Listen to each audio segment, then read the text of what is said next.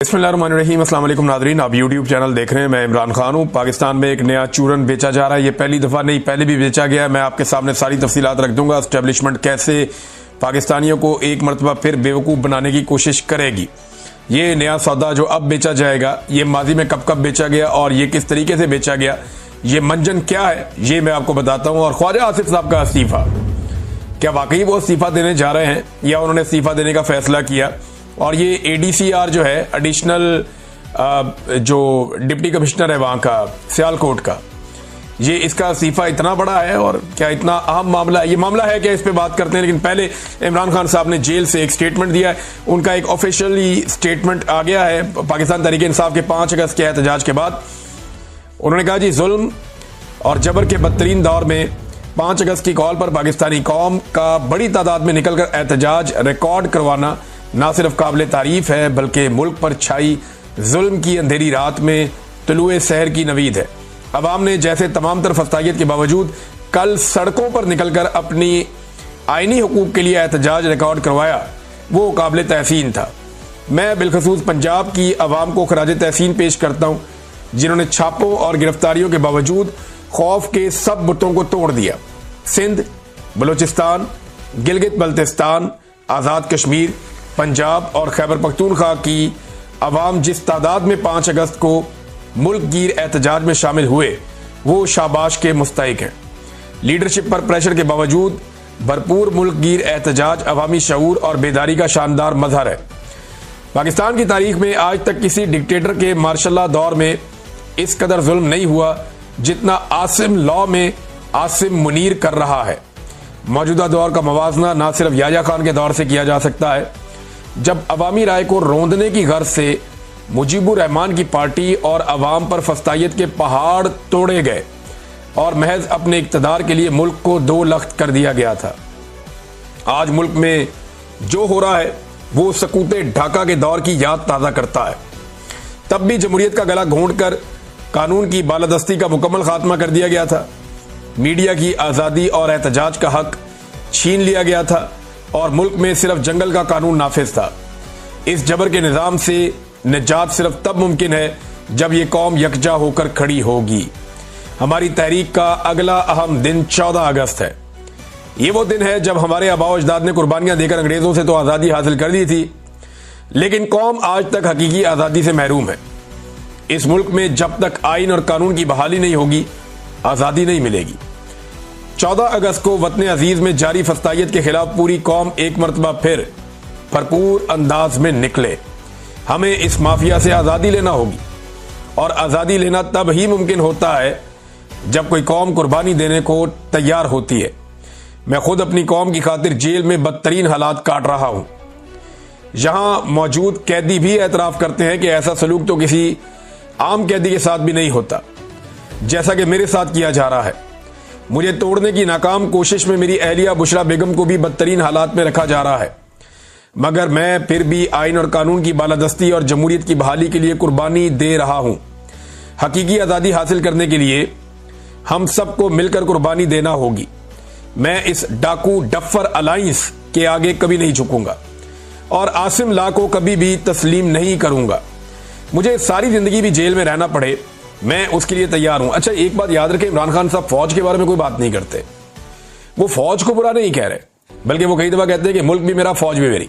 वो आसिम मुनीर के खिलाफ बात करते हैं और वो फौज को और आसिम मुनीर को अलग अलग रख के देखते हैं। जो मैंने समझा इमरान खान साहब के पिछले चंद ट्वीट्स में, मुझे यह समझ आया कि इमरान खान साहब अब आसिम मुनीर को और फौज को 2 अलग अलग एंटिटीज देखते हैं।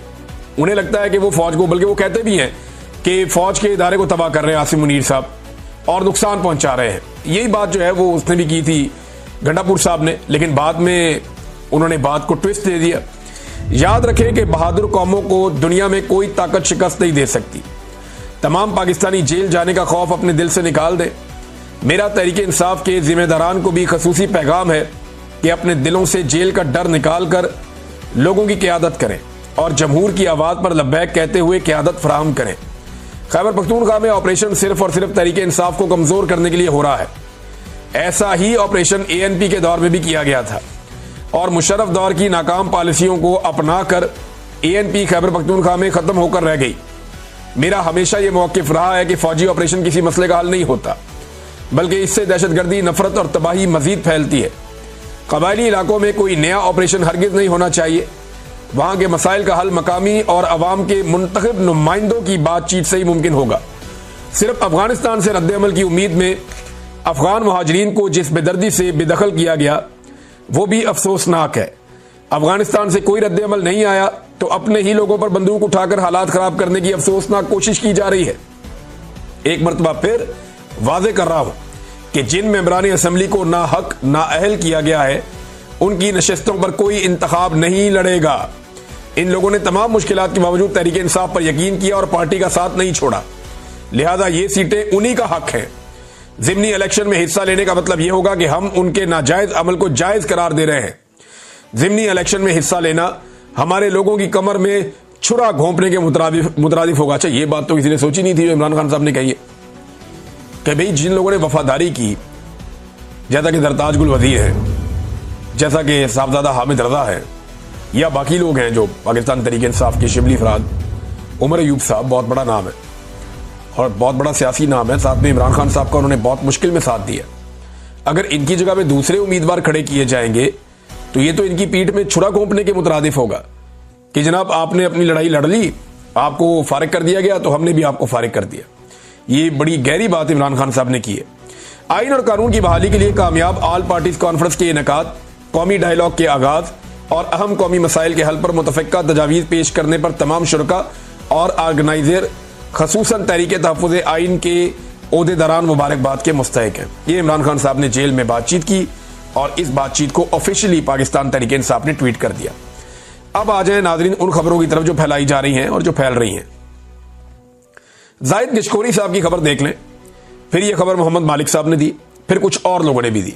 मोहम्मद मालिक साहब फरमाते हैं कि 2 लिस्टें बन रही हैं और ये लिस्टें जैसे उन्होंने बात की तो उनसे अंदाजा होता है कि वो एस्टेब्लिशमेंट की बात कर रहे हैं।